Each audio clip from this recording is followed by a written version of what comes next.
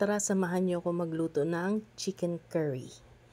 Itatry ko rin nga pala i-voice over tong video na to at hindi ko nalalagyan ng music kasi nasasayang lang, nabablock sa ibang social media platform. Kaya ako na lang maglalagay ng background music.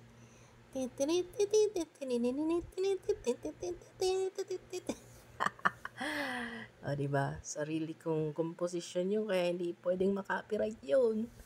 So, okay, back to video. Ayan nga, meron na akong nabalatan na 2 malaking patatas at 1 malaking carrot. At meron din akong 2 bell pepper, 1 red at 1 green. So, kasya na yan sa 1 buong malaking manok.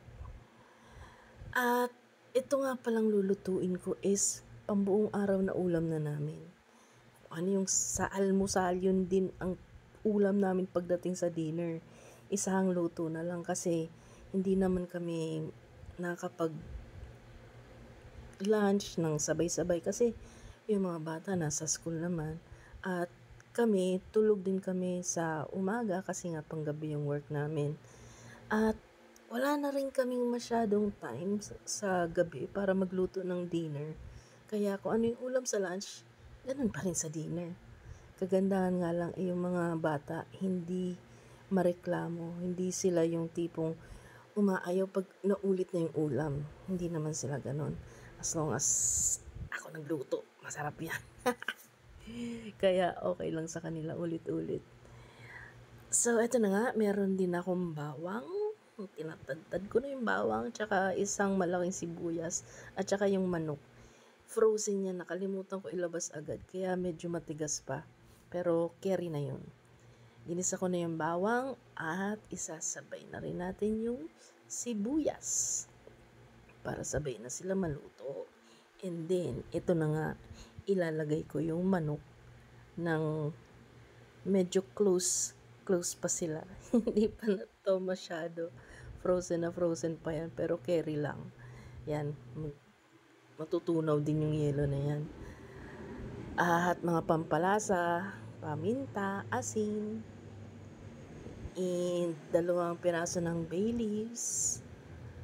Balibalik ta rin muna, tapos yan, takpan na lang natin para matunaw na yung yelo. At ayan na nga, finally, nag-divorce na yung mga nanlamig na manok. Kaya pwede nang halu-haluin. At habang hinihintay natin kumulo yan, prepare ko na yung gata na titimplahan ko na nitong curry powder. Tinansya ko lang yan, mga 3 tablespoons siguro nilagay ko dyan. Tapos halu-haluin lang natin. At takpan muna natin tong chicken para maluto ng tuluyan. At ayan na nga, luto na siya. Naglagay ako ng 1 basong tubig. Yung mga kasama ko kasi sa bahay, mahilig sila sa sarsa o masabaw. Kaya halos lahat ng niluluto dito, may request na padagdag ng sabaw, padagdag ng sarsa. Kaya ang dami ng nilagay kong tubig. At nilagay ko na nga rin yung mga gata, pati yung gata na tinimplan ko ng curry powder. At sinabay ko na rin tong patatas at carrots para sabay-sabay na silang lumambot. So, ayan. Diba, ang dami ng sabaw. Kasi lahat dito, halos ginagawang nilaga. Yan, nilagang chicken curry.